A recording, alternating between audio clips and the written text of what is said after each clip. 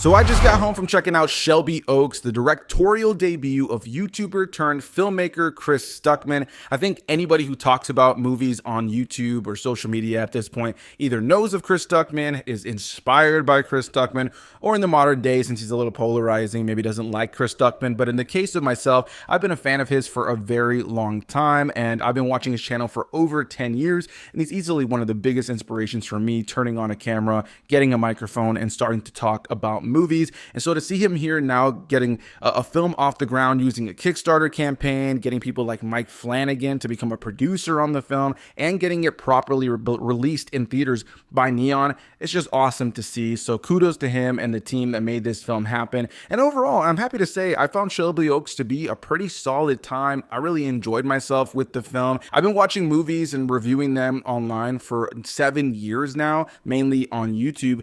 And I've seen first-time director movies for a lot of people, and they're not always the best. Sometimes they're, fairly mediocre. And in the case of Shelby Oaks, while I do think it sometimes leans a little bit too heavily into exposition dialogue that's just really kind of just feeding you information, as well as some elements that feel very predictable and familiar to the genre, and an ending that I felt was a little bit too rushed, I think ultimately Shelby Oaks is a film that has atmosphere, it has an eerie tone to it, it's got a cool supernatural element to it, and a supernatural being that's sparingly used but really cool to see throughout the course of the film, and overall has a really creepy, eerie ending to the film. Just overall, I think was well made in terms of cinematography and lighting, editing, and all that kind of stuff. And then has a really solid central performance given by Camille Sullivan, who's playing a sister in search of her sister who's been missing. And just in general, I think Shelby Oaks is a solid first attempt for Chris Stuckmann. I really look forward to seeing what he does next time around. This is one of those films that I'll look forward to checking out somewhere down the line. I think there's a lot to enjoy here for sure as a horror fan,